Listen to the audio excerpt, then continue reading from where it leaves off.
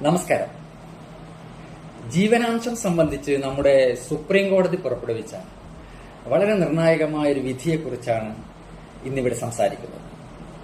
നമുക്കറിയാം, CRPC 125 വകുപ്പും ഇപ്പോഴത്തെ നാഗരിക സുരക്ഷാ സംഹിത 144 വകുപ്പ് പ്രകാരം ഒരു പുരുഷൻ തന്റെ ഭാര്യയ്ക്കും പ്രായപൂർത്തിയാകാത്ത കുട്ടികൾക്കും പ്രായമായ മാതാപിതാക്കൾക്കും ജീവനാംശം, അതായത് ചിലവിനുള്ള തുക നൽകണമെന്നാണ് നിയമവ്യവസ്ഥ.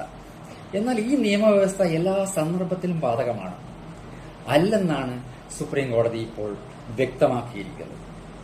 കുട്ടികൾക്ക് ചിലവിന് നൽകുന്ന കാര്യത്തിൽ തനിക്ക് പിറക്കാത്ത കുട്ടിക്ക് ചിലവിന് നൽകാൻ പുരുഷൻ ബാധ്യസ്ഥനല്ല എന്നാണ് ഇപ്പോൾ സുപ്രീം കോടതി വിധിച്ചിരിക്കുന്നത്.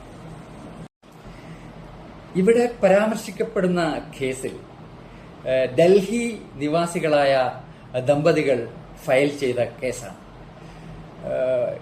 ഈ ദമ്പതികൾ തമ്മിലുള്ള വിവാഹം 2016 നടന്നത്.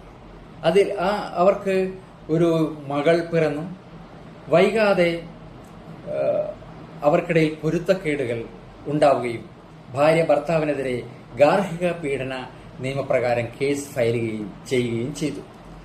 തനിക്കും മകൾക്കും ചിലവിന് ജീവനാംശം ഭർത്താവിൽ നിന്ന് ലഭിക്കണമെന്നുള്ള ആവശ്യവും ഭാര്യ ഉന്നയിച്ചു. ആ ഹർജിയെ ഭർത്താവ് ശക്തമായി എതിർക്കുകയും മകൾ തനിക്ക് പിറന്നതല്ല എന്ന വാദം ഉന്നയിക്കുകയും ചെയ്തു. അത് തെളിയിക്കാൻ DNA ടെസ്റ്റ് അനുവദിക്കണമെന്ന് അഭ്യർത്ഥിക്കുകയും ചെയ്തു. തുടർന്ന് DNA ടെസ്റ്റ് നടക്കുകയും അതിന്റെ റിസൾട്ട് വന്നപ്പോൾ കുട്ടിയുടെ ബയോളജിക്കൽ ഫാദർ അല്ല എതിർകക്ഷി എന്ന് തെളിയുകയും ചെയ്തു. DNA റിസൾട്ട് വന്നപ്പോൾ അത് ഒരു കൺക്ലൂസീവായ എവിഡൻസായി ട്രയൽ കോർട്ട് കാണുകയും ബയോളജിക്കൽ ഫാദർ അല്ലാത്ത എതിർകക്ഷി ഭർത്താവ് ചെലവിന് നൽകാൻ ബാധ്യസ്ഥനല്ല എന്ന് വിധിക്കുകയും ചെയ്തു. അതിനെതിരെ ഭാര്യ ഡൽഹി ഹൈക്കോടതിയിൽ അപ്പീൽ ഫയൽ ചെയ്യുകയും അപ്പീലും ട്രയൽ കോടതിയുടെ വിധി കൺഫേം ചെയ്യുകയും ചെയ്തു. ഇതിനെതിരെയാണ് സുപ്രീം കോടതിയിൽ അപ്പീൽ കേസ് ഫയൽ ചെയ്തത്. ആ കേസിൽ സുപ്രീം കോടതി കാര്യങ്ങൾ വിശദമായി പരിശോധിച്ചു. നിലവിലുള്ള ഒരു സങ്കല്പം section 112 of evidence act, Indian തെളിവ് നിയമത്തിന്റെ 112 വകുപ്പ് പ്രകാരമുള്ള ഒരു പ്രിസംഷനാണ്. അതായത് വിവാഹബന്ധം നിലനിൽക്കെ ഉണ്ടാകുന്ന കുട്ടികളൊക്കെ ലെജിറ്റിമേറ്റ് ആയിട്ടുള്ള കുട്ടികളാണ് എന്നാണ് പ്രിസംഷൻ.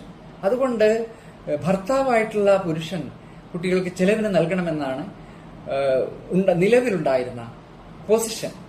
ഈ പൊസിഷൻ ഡിസ്പ്രൂവ് ചെയ്യേണ്ടത് ഭർത്താവിന്റെ ബാധ്യതയായിരുന്നു. സംഭവകാലത്ത് ഭാര്യയായ സ്ത്രീയോട് ബന്ധം പുലർത്താൻ തനിക്ക് കഴിഞ്ഞിട്ടില്ല. ആ സമയത്ത് ഞങ്ങൾ തമ്മിൽ യാതൊരു ബന്ധവും ശാരീരിക ബന്ധവും നടന്നിട്ടില്ല എന്ന് തെളിയിക്കേണ്ടത് ഭർത്താവിന്റെ ബാധ്യതയായിരുന്നു. പക്ഷെ അത് കഴിയാത്തിടത്തോളം ഭർത്താവാണ് ഈ സ്വന്തം ഭാര്യ പ്രസവിക്കുന്ന കുട്ടികളുടെ പിതാവെന്ന ഒരു പ്രിസംഷൻ ഉണ്ടായിരുന്നു. എന്നാൽ സുപ്രീം കോടതി പരിശോധിച്ചത് ഇപ്പോൾ DNA ടെസ്റ്റ് നടന്നതോടുകൂടി കൺക്ലൂസീവായി തെളിവുണ്ടായിരിക്കുകയാണ്. കുട്ടിയുടെ ബയോളജിക്കൽ ഫാദർ, ജീവശാസ്ത്രപരമായ അച്ഛൻ എതിർകക്ഷി അല്ലാത്തിടത്തോളം ഈ കുട്ടിക്ക് ചെലവിന് നൽകാൻ ഭർത്താവായ പുരുഷൻ ബാധ്യസ്ഥനല്ല, എതിർകക്ഷിയായ പുരുഷൻ ബാധ്യസ്ഥനല്ല എന്നാണ് ജസ്റ്റിസ് ചന്ദ് കരോളും കോടേശ്വർ സിംഗും ഉൾപ്പെട്ട ഡിവിഷൻ ബെഞ്ച് പുറപ്പെടുവിച്ച വിധിയിൽ പറയുന്നത്. ഇങ്ങനെ ചിലവിന് എതിർകക്ഷിയിൽ നിന്ന് ചിലവിന് ലഭിക്കാത്ത സാഹചര്യത്തിൽ കുട്ടികളുടെ ഭാവി പ്രയാസത്തിലാകരുത് എന്നും സുപ്രീം കോടതി നിരീക്ഷിക്കുന്നുണ്ട്. ഡൽഹി സംസ്ഥാന വനിതാ ശിശുക്ഷേമ വകുപ്പിന്റെ സെക്രട്ടറിക്ക് ഈ കുട്ടിയുടെ ക്ഷേമം ഉറപ്പാക്കാൻ നടപടികൾ എടുക്കണം എന്ന് നിർദ്ദേശിക്കുകയും സുപ്രീം കോടതി ചെയ്തിട്ടുണ്ട്. നന്ദി, നമസ്കാരം.